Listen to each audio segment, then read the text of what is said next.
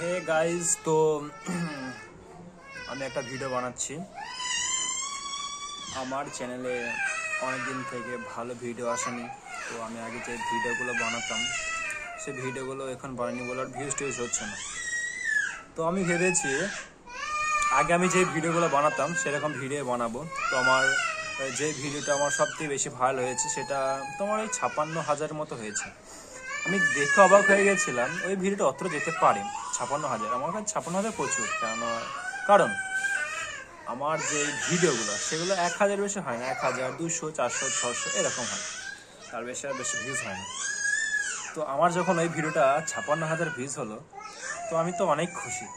একটা ভিডিওর মধ্যে তোমার সাবস্ক্রাইব করতে পেরেছে জানো, 450+ সাবস্ক্রাইব বেড়েছে। তারপরের ভিডিও তোমার সামথিং 6,000, তারপরে 5,000, তারপরে আর ছাড়েনি। তারপরে ছাড়লাম 700, 800, তারপর তো 2 মাস ছাড়াই হয়নি। তারপর থেকে আর বড় ভিডিও করা হয় না। তারপর থেকে আমি শর্ট ভিডিও ছাড়ি, এটা ওটা যা পাই সেটাই ছাড়ি।